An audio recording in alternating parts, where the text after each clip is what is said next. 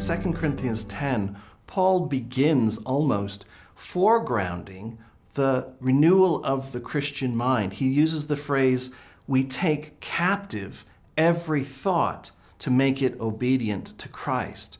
This is really important because it puts Christian theology front and center. And what he says about it in the verse prior to that is that these are our weapons of war. These are the weapons that destroy the strongholds of the world that run contrary to God. So he's putting Christian theology front and center. What does he mean by this? It resonates well with what we find in Romans 12, verse 2, where he talks about being transformed by the renewal of your mind.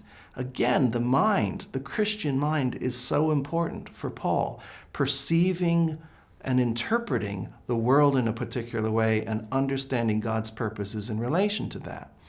And in Romans 12, then, this emphasis on the renewal of the mind contrasts with what Paul has done in Romans 1, where he depicts, in a sense, what we might call the degenerate mind, the mind that is almost willful in its intent of excluding God from consideration and excluding a way of interpreting the world and oneself within it in a way that has nothing whatsoever to do with God. This emphasis on the Christian mind also comes up in Philippians 2, verse 5, where Paul says, let the mind of Christ Jesus be in you and your relationships with others. The mind of Christ. What is the mind of Christ? Paul tells us in the very next verses, where he gives in poetic form a narrative of the self-giving Christ, the Christ who gave himself for the benefit of others. This seems to be the primary theological filter that Paul hopes Christians will adopt in the formation of the Christian mind.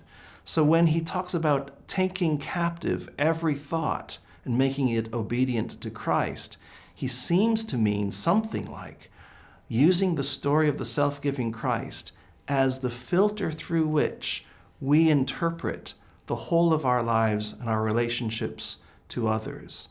And these, he says, are our weapons of war that destroy and demolish the strongholds of this world.